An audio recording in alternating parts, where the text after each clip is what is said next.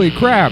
We have a podcast. Welcome, everybody, to Big Human Dead. I am Neil McKay, a.k.a. Buddy Black, and with me is my good friend and colleague. That's a nice word. Oh, thank you. That's a nice word. Rob Ayers. And hello. Rob and I started this podcast, Big Human Dead, because we worked on a comic book together. Yes. The Story on the Road to Waterloo. A little 4-part, if not longer. I don't know if the first storyline is 4 parts. We've sort of we've teased each other with the notion of sort of doing another series, but a little 4-part vampire comic book, and you know, most of the sweaty work is done. It's true. Now we're just, now we're skating around for a publisher, for someone to present this to the world. Sure. Beyond absolutely. us and our microphones. Yeah. But started up this podcast is more or less just an excuse to talk to each other a couple times a week. It's true. Yeah. That's also true. It's good to see you again, Good to buddy. see you. Long time no see, Rob. It's true. So we're working on this book, and working closely with you. You as the writer, me as Correct. the artist. I am carving your words out of the ether and into forms and shapes, and you've been. The argument could be really made great. that words are also forms and shapes, but that's neither here nor there. Different kinds of forms and shapes, recognizable in different areas. I of the wrote brain. down the story. I didn't just dictate it to you. Yeah, it's true. Yeah, get this dictation over to Ayers stat. And we worked very closely on this, and it was really fun, and you were more than open to any kind of any kind of ideas and manipulation of the images that I came up with, and that was really, really nice. Like, super cool to work with someone who was so easy like that.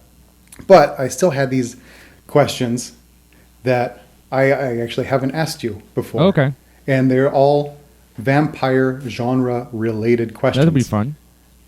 Because I was assuming many things about your personality and vampire likes and dislikes from the story, but I would like to know for sure. So maybe after we roll into a song, we can come back and I will give you a shotgun blast of nerdy questions about vampires. That sounds like a great episode 1 to me, because it's all about me. This is going to be super.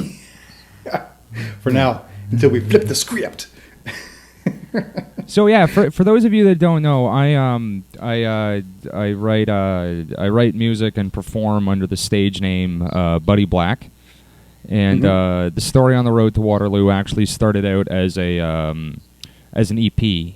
Well, it started out as a script, and then I'm like, no one's gonna do this. So, like a film script. Yeah, a film script.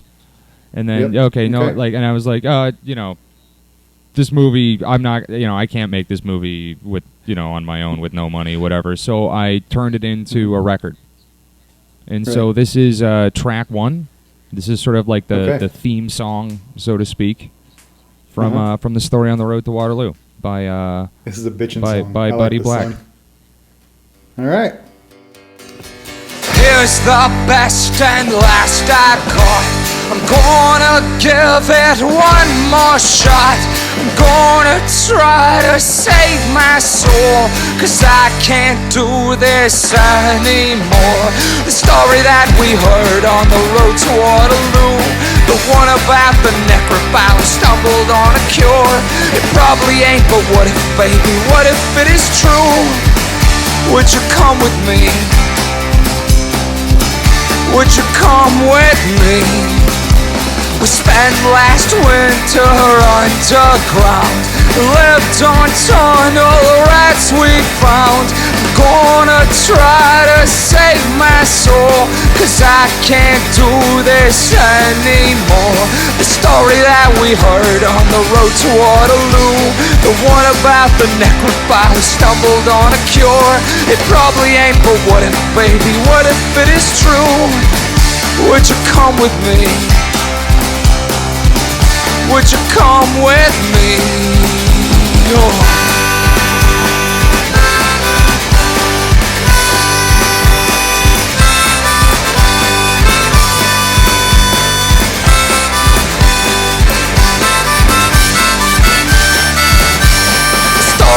We heard on the road to Waterloo, the one about the necrophile who stumbled on a cure. It probably ain't, but what if, baby, what if it is true? Oh, would you come with me? Would you come with me? The story that we heard on the road to Waterloo, the one about the necrophile who stumbled on a cure. It probably ain't, but what if, baby, what if it is true? Would you come with me? Would you come with me? Oh.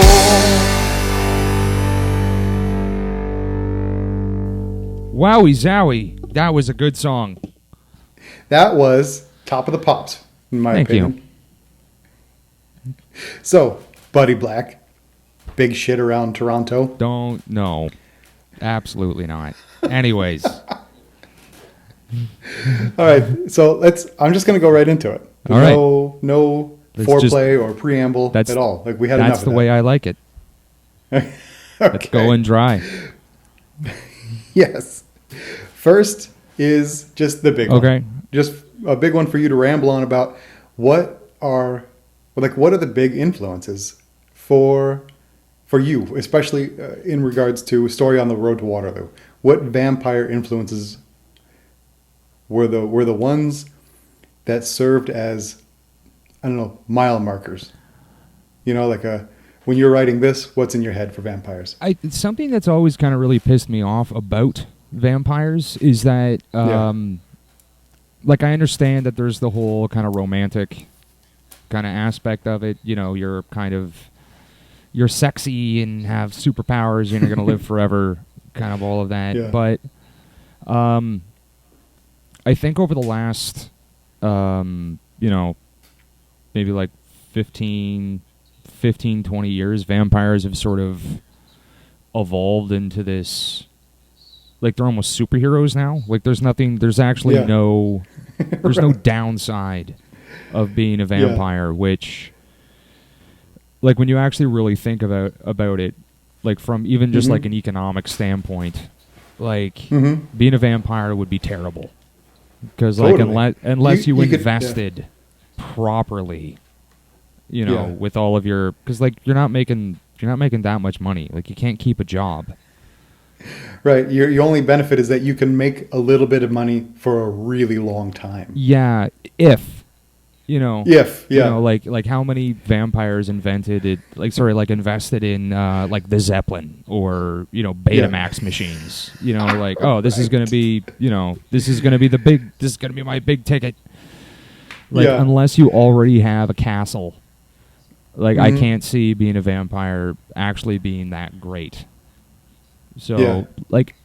It's true, and it's true. Like what you said about, I like what you said about that they're basically superheroes now, and you could even go so far as to make the point that they, like in the movies and TV, you could even say that vampires even have their own superhero style costumes now. They're all decked out in this, shiny, padded, embroidered leather with segmented whatever, blah blah blah, and it's like you just know when you see one of these people on the screen, oh, okay, that's the vampire. He's wearing his costume. He's not an X-Man, but maybe he can try out for them next year, and get in. He already has the leather outfit. Yeah, and like, sorry, what I was gonna say, like my wife really likes Vampire Diaries, which is that's fine. It's whatever. Okay. Dawson's Creek with vampires, like that's about it. But they have I think I was watching one episode with her.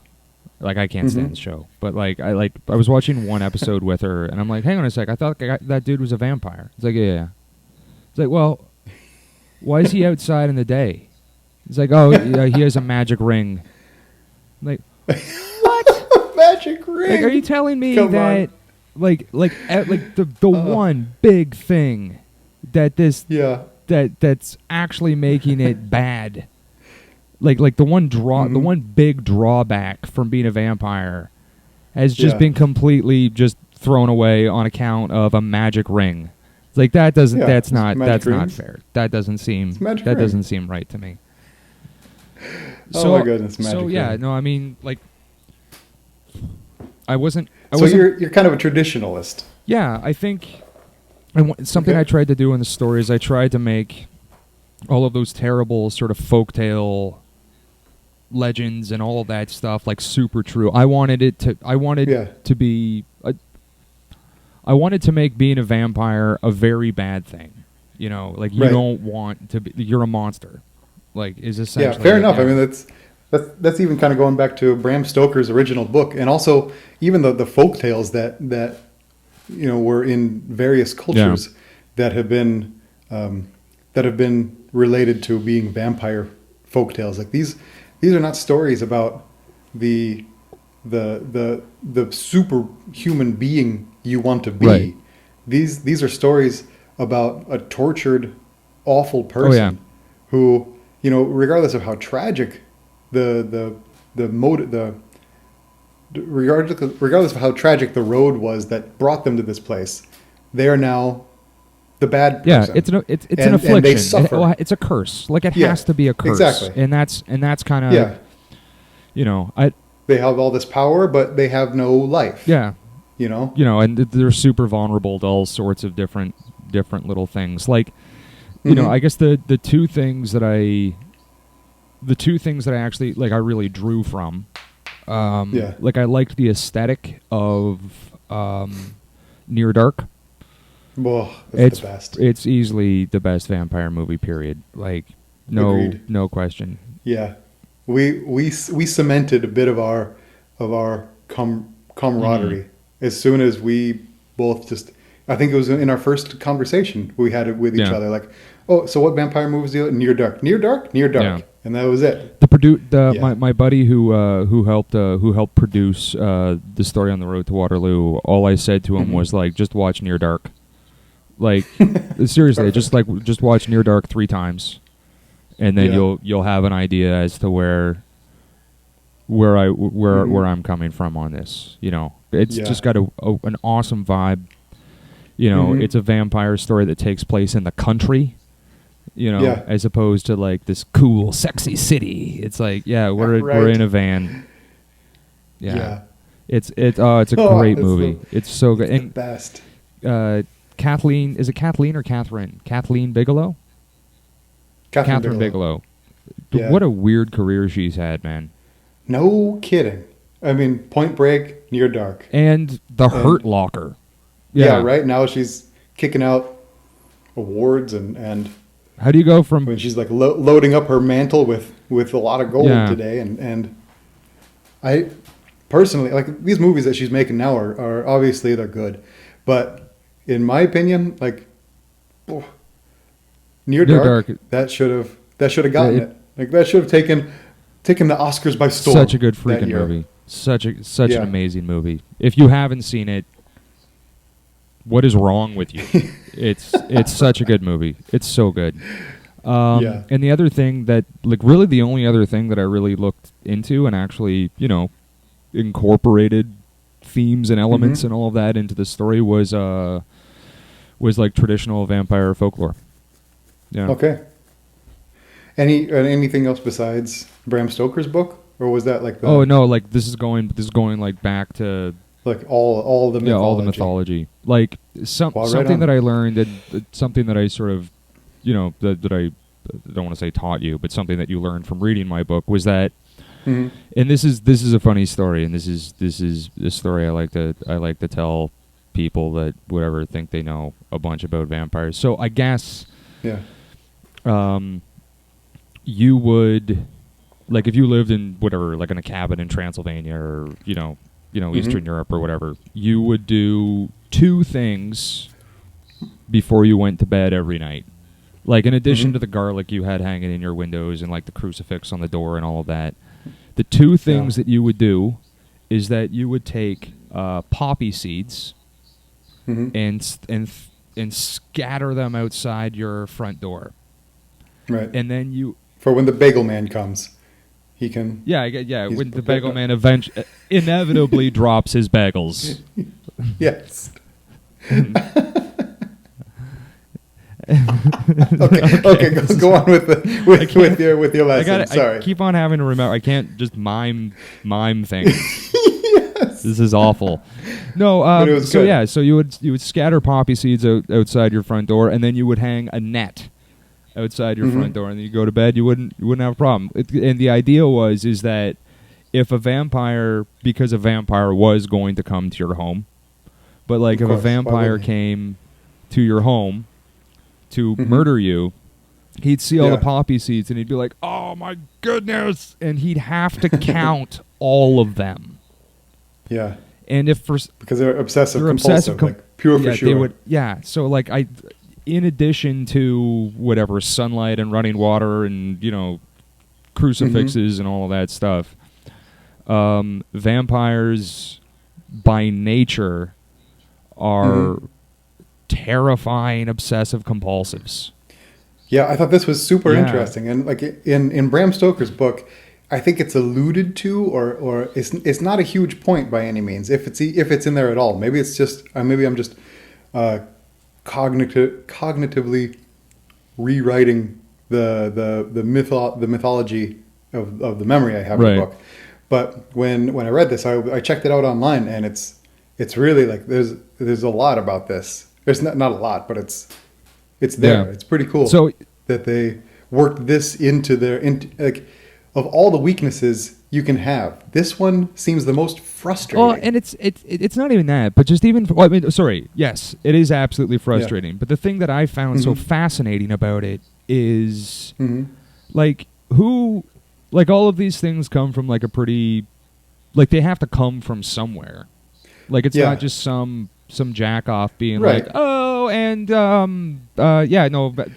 vampires. What lesson is they this? all have PTSD. It's like what? Right. Why? Like so Yeah. why just? Like, what's the lesson we're supposed to derive from this particular weakness? Of course, there's the sunlight darkness, dichotomy. Be good, make money while or was it make hay while the sun's Right. shining? This kind of thing. And then there's the mirror. Don't be vain. There's these other things, these other weaknesses of the vampires. We're supposed to get a lesson from. What's the OCD for? Maybe honestly, maybe it was for the bagel man. Like maybe just like the town bagelsmith was like, Yeah. was like, oh, and don't Don't- forget to leave all of your seeds outside. Yeah. Just like sweep, Right. go and sweep them up. Yeah. Bagel man. The The unsung bagel hero monger. of the feudal Yeah. times. The bagel monger.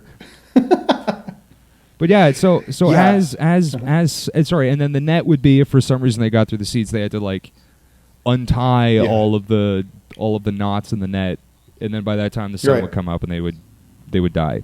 Boom. But as such, the Count from Mhm. Sesame Street is actually one Uh-huh. of the most authentic vampires in pop culture. I've always said that, Yeah. and now I have something to back up my Yeah. claims. Yeah. Right on. The other thing that I thought was really funny, and just because I did a butt ton of research, I wrote a little blog for I think it was the Austin Sci-Fi, Alamo? yeah, something like that, yeah. Yeah. I thought I did okay on it. It had to be like sci-fi related, so that was like Okay. I had like, sci-fi vampires. I can really only talk about that.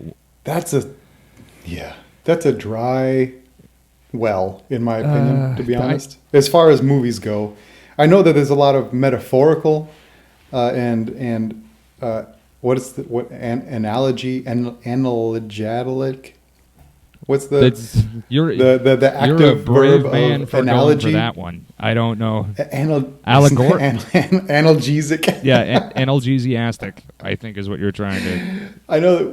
There's a bunch of movies, science fiction movies, we can pull that are metaphorically vampire movies, Right? Like Alien, or I don't know, just name one, and you can make a connection. But as far as vampires in science fiction, that's rough I haven't stuff. seen. I haven't seen it in a long time, but Life Force. The Toby Hooper movie. I think that was vampires in space, and then there's That's Plan it, like 9 from Outer Space as well. But the Yeah. well is pretty dry for sure. Yeah, Life Force, in my opinion, that's the first and the last word in space vampires. That's a cool movie. That's really fun. Yeah. Beyond that, what do we have? Like Dracula 3000. We've got. That's all that comes to mind. Yeah, I don't know. Yeah, I don't know. Next no, question. sorry. No, I was gonna say. So the other interesting thing, just looking stuff up. Oh, yeah. So, I was looking up because I know that there are some people out there, bless their souls, that choose to live as vampires and all of that. And I find that a little fascinating because, like, obviously you don't need to do that. So as I was going through one of my books, I stumbled upon something called a Renfield disorder. So Renfield was the guy who was working like Dracula's ghoul, so to speak. Yeah, the master's coming. Yeah, the Tom Waits character. There's no other way to put him, but to put that. Anyways, so there's a real disorder called Renfield disorder or Renfield syndrome or something like that. Mm-hmm. And the symptom is you believe that you need to drink blood to live. Okay.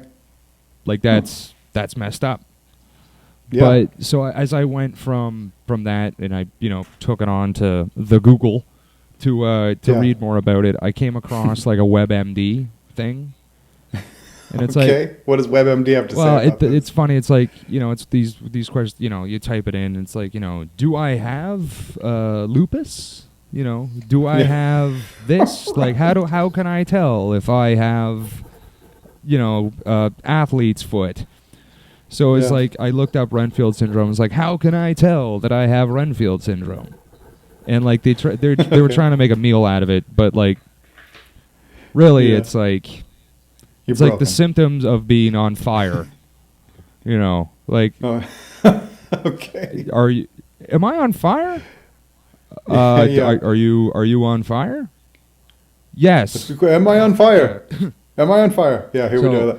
Am I on fire? Do you think that you need to drink blood to live? I need to drink blood. I'm on fire. No, okay. No, you're the allecological.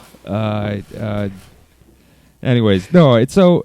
Do you think that you need to drink blood to live? No. Yeah. You do not have Renfield syndrome. Like, there's one thing. There's one symptom, and it's pretty fucking specific. It's a pretty quick examination. Yeah. That'll be $50. Anyways. All right. Do you think they named it Renfield syndrome as to dissuade people? Do you think if they named it actual like Dracula syndrome, that it would just sound too cool, too appealing and dramatic? Yeah. And then people are like, "Oh my god, I think I have Dracula syndrome." You motherfucker! DS. Shut up. Yeah, I got DS. Yeah. Can't come into work today, boss. Come down with a mean case of DS. Yeah, but they called it Renfield syndrome. Like, here's the geek of the entire mythology, the one that's biting heads off of living things because he thinks. So, are you sure you want to be that guy? Do you have that syndrome? Really? No, maybe not.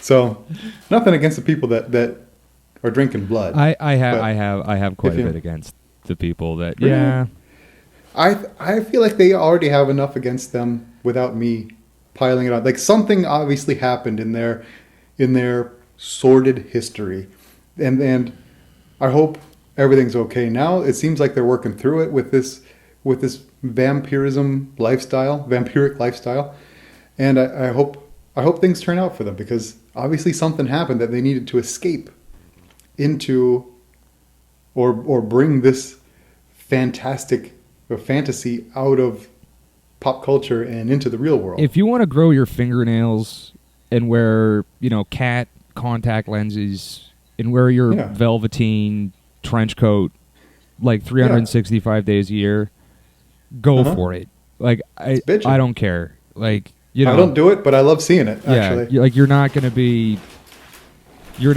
coming over to babysit anytime soon. But like, do whatever you want to do. Not my problem. Totally fine. I dig it. Once you start drinking blood, from even just from willing participants, right? That's when it just starts to become just.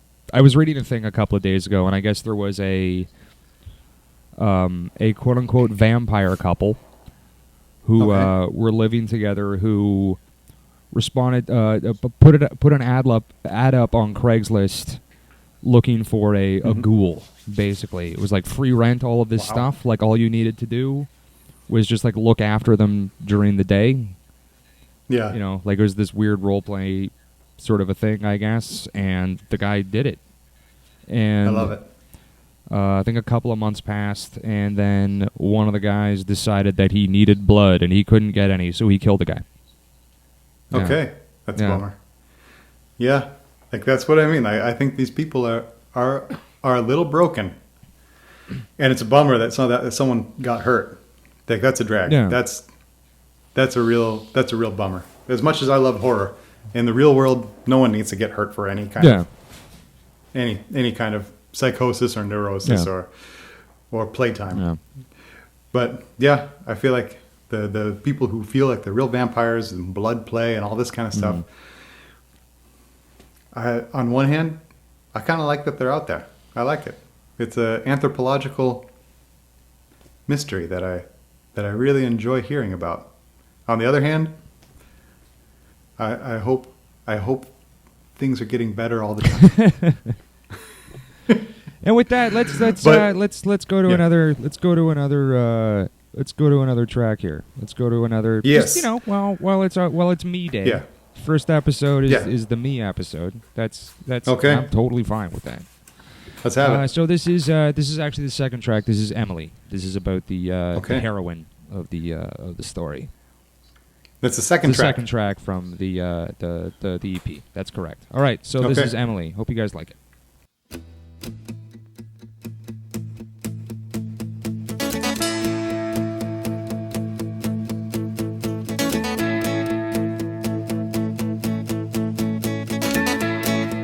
She's got a crystal casket around a cold dead heart. She killed herself on Christmas. She is a work of art. But when she's drunk she kisses me like you would not believe. Oh, Emily, you'll see her in your nightmares, like she was sex or great.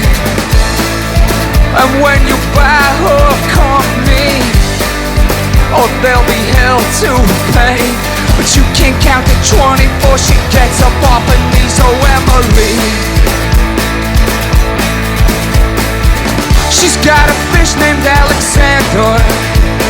She can knit you mittens in a day. 2 Christmases ago I bought her red suede shoes, and although she didn't like them, she still wore them anyway.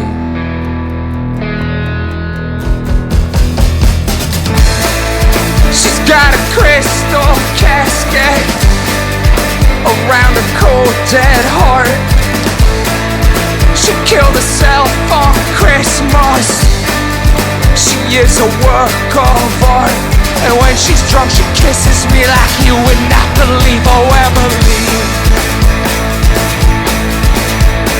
and you can't count to 20 before she gets up off her knees. So Emily, ain't nothing in this universe more beautiful than she.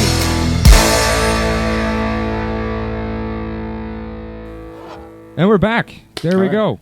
Yes. That was, hope you guys liked that one too. That's nice. I'm really proud of this record. Like, and obviously I'm really proud of this comic book as well. This is easily the best. Well, my favorite, working with you, Rob, has been my favorite, like, collaboration, you know, all that I've ever had. Yeah. It's the same for me.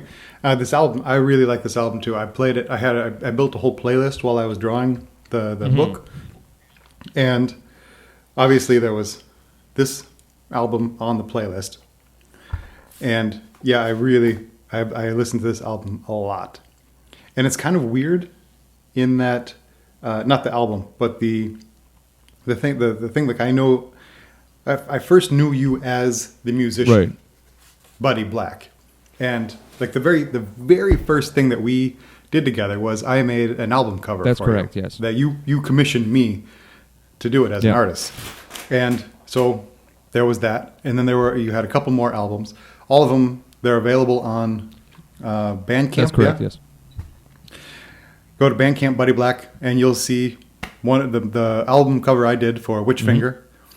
And yeah, and so like I listened to the music quite a bit. It was normal music. And then Story on the Road to Waterloo came, and you know, this and that, and I saw that and heard this, and we emailed back and forth and then we realized we were both fans of each other. But now, like, we worked so closely and realized that our brain waves are so in sync. Interchangeable. So in sync. Yeah. That I don't actually see you as the musician anymore. Like, I know that you are a musician. It's more like you're my friend Neil, who is a musician. Yeah. And so it was kind of a mutation. But this is all a big ramble to say that it's really nice that happened, because now when I hear the music, it's not you. You know, you and the music are completely divorced in my mind. That's a nice compliment. And Thank you. Yeah, you're welcome. I don't see you as the person who could possibly make something that cool. No, and that's really sweet. Thank you so much. Yeah. Well, it would be a little weird if I'm just like gazing at the computer screen, just such dreamy music. What's wrong with that? There's nothing wrong with that. Yeah, not with the music, but then I'm talking to you, and it's like, I don't want to scream like some weird kid. Oh my God, it's Michael Jackson! Yay! You know, this kind of nonsense. No, but anyway, yeah, I listened to this album a lot. That was a long way of saying I listened to this album a lot, and also the other ones. And it was on a playlist, and whether this is a compliment or insult, I don't care. But it was on a playlist. Both of them are interchangeable, as far as you're concerned. Is what I'm getting from this. So keep on going. It's totally fine. They were on they were on the playlist along with a lot of like old Nick Cave and a lot of old Pixies. And and so essentially, like that area of music informed the drawings, which obviously I wanted to ask liked you that. because I wanted to ask you that as well. So, I mean, one of the things that I love about just your work is that, I don't know, like the sequential sort of narrative is all there. Like it's really clean. Like it's obvious. You know, you're really good at just, you know, drawing basically. Thanks. But your sort of the characters and the backgrounds and all of that stuff. There's a brutality to everything that I really like in your work, and cool. But it's clear from even just like the other stuff of yours that I've seen and read, and even just my, you know, the cover for my record a while ago, that the Waterloo is different. Like you've approached it in a slightly different way. I did. So yeah, like besides, you know, just listening to music, was there something that you were trying to go for? Yeah, I was kind of going for Yeah, similar to you with Near Dark. Near Dark was also informed my drawings Yeah. for Waterloo, insofar as letting the world behind the vampires and the characters and whether they're vampires or not, like just the world of Waterloo. Yeah. That I wanted it to exist in an open space, kind of, even though the story takes place in a city, that I really wanted it to feel like this was happening. That this was happening in a space, Right. that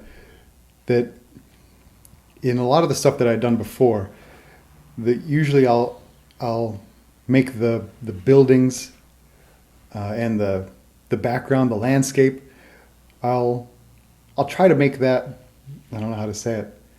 Like the backgrounds in Waterloo are also part of that's it. I made everything an atmosphere in the background, whereas before I usually, and in the background of other stories, I try to make them a character. Yeah. And for this one, I really just wanted, like in Near Dark, like these people, they're just there. They happen to be here right now in this space, surviving and doing what they have to do. And yeah, I think that's actually pretty important for all my favorite vampire stories. The vampire stories that I really dig, like Near Dark, even going back to say like Frank Langella's or Frank Langela's, how do you pronounce his name? Frank Langella's 1990 version of Dracula. This I really like. This is just like a classic retelling of the Bram Stoker one. Even and Coppola's movie. Yeah. You know what? Coppola is hands down like 100% my favorite director. I'm in love with every single thing that he has done, except for Dracula. And it's not because Coppola didn't do a bitchin' job, and it's not. And it's totally not, did. Yeah. Like, did you know that there are no special effects? Well, like there are no special effects in that movie. Everything is a practical effect that takes place in real time, as though it were a stage. Totally. That's why I like it so much. It's so incredible. Yeah, it's all stage effects. There's a couple super impositions, but that's about it. Everything else he took the same techniques as the old stage plays, and that's incredible. It's just the Winona Ryder, Keanu Reeves, like tag team that it tears me out of that movie so hard. They're so bad in that movie. It's true. The Winona Keanu connection there, that really was a huge hurdle that I had to climb over for years to enjoy the movie like I do today. I love it. But it's true. Like I had to struggle with that. And they've each done their own great things, but I don't know why they just decided not to do it there. It's true. All right. All right. Keanu Reeves is really good at acting. You can't see the air quotes on the microphone. The air quotes aren't picking up on the microphone, but he is really good at acting like he has absolutely no idea what's happening, which is why he was great in The Matrix.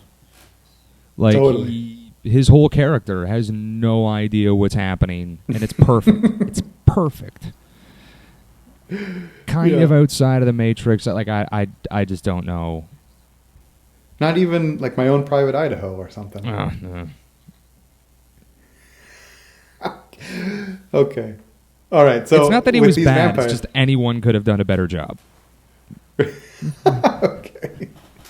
Okay. So like my original point with vampires in the background, I feel like a big important part of every good vampire story is the vampire is just there. He's going to be there after that place is no longer habitable, And so the background is just a place. It's just an atmosphere. It's not a character.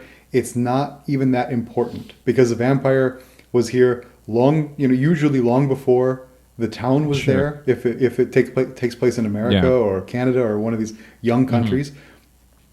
And the vampire's probably going to be here after the town has hit its peak, or even just evolved into something else. Yeah. Like whatever place that vampire is in, that's just the place it is right now. Yeah.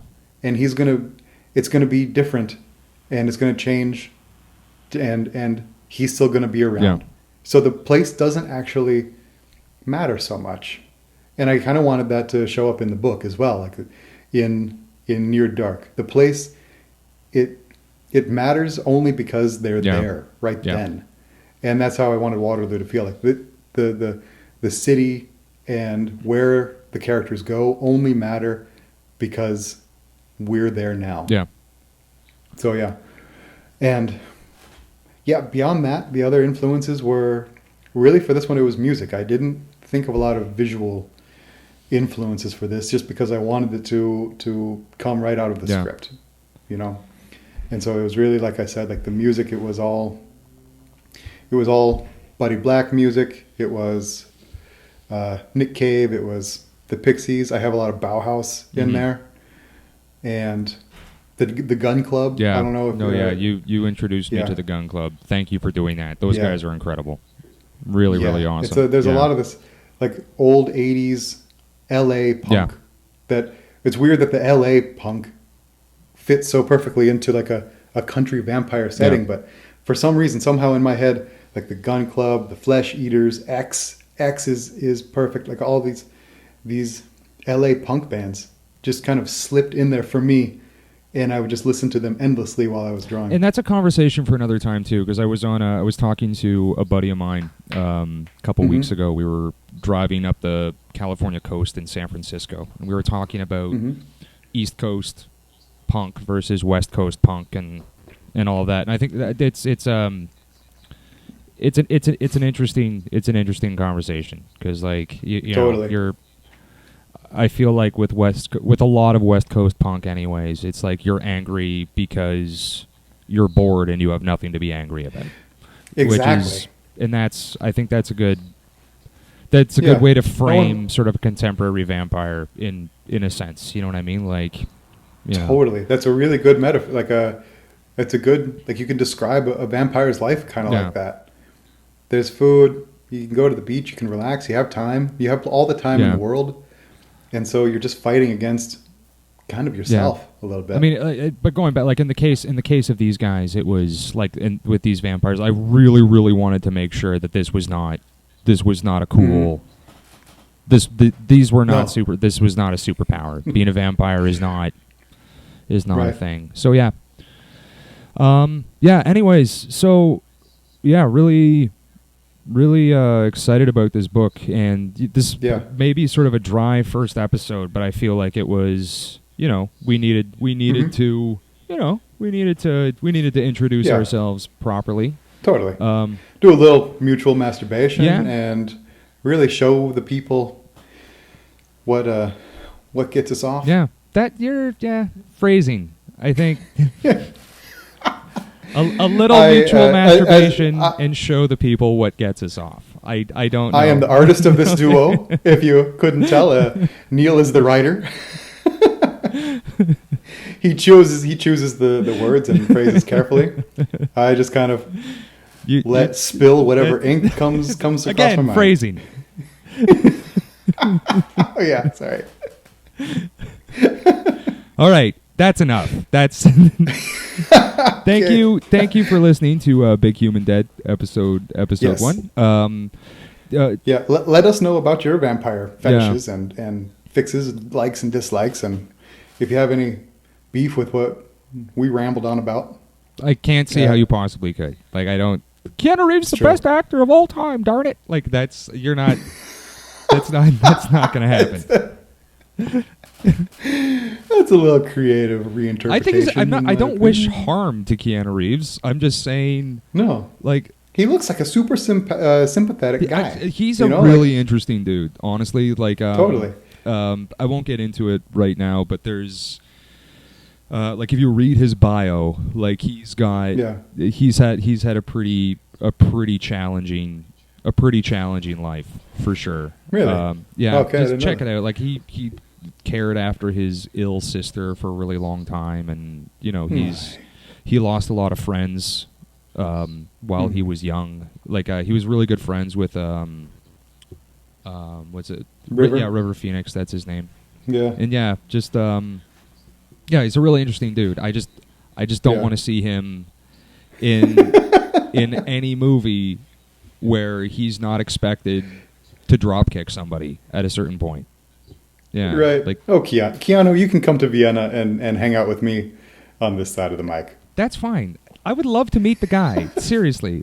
Yeah. I would love to. There was a couple years ago, not a couple years ago, quite a number of years ago, the Shakespeare Company in Calgary were having a lot of difficulty selling tickets. Okay. So He bought all the tickets. no, I can't remember the actual name of the company, but it was the Royal Shakespeare Company in Calgary, whatever, I don't know. Hired Keanu Reeves to be Hamlet in Hamlet. You know, in their interesting choice. last production of the season. But in order to get tickets to Hamlet, you had to buy tickets for the entire season. Like you had to buy. I think they probably did three or four plays. You had to buy tickets for every play in order to see Keanu Reeves is Hamlet, and apparently, kind of tomfoolery is that? You know, did it work? It worked very, very well. I didn't see it, obviously, but Keanu Reeves was a poor Hamlet, I guess. What? Yeah, could you imagine that? I for him, like it's a lottery. Like when he's on, I think he's on. Like there's some characters that are just perfect as Keanu Reeves.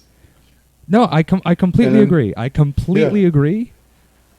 As long as they're sort of like confused and like maybe like a little hungover. Like anytime Keanu Reeves is like needs to approach a scene with authority, I don't buy him. I just don't buy him. I love it. I love him. And as he gets older, I think he gets more and more interesting. Well, his career is freaking weird. Like the way that he's Isn't like it? with the man from the man from Tai Chi or the Tai Chi man, whatever. Oh yeah, I didn't see that. It was actually a pretty cool movie. Keanu Reeves isn't in a lot of it, and again, like he's just kicking dudes. Like that's he says some stuff and then he kicks some dudes. But yeah, he directed that. Yeah. Wow. Okay. Like a lot of people are against his talent and skills and direction, like how he approaches his job. But I personally, like, he's brought me too much entertainment and joy to not what is the word, to forsake him. Like, I have to openly say I like Keanu Reeves only because he's entertained me and made me so happy too many times. He's put a smile on my face too often. Damn you, Keanu. I tried not to, but you made me fall in love all over again. The Devil's Advocate is probably one of the worst movies ever made. Like it is grossly underrated as probably one of the worst movies ever made. Come on. That's a huge that's dichotomy at work. You've got Keanu giving a very understated performance. And then you have Scent of a Woman. And then you've got Pacino, who's just Scent of a Womaning all over the place. Yeah. I mean, he turned it up to like 1111. It's magic. You have these two doing their thing.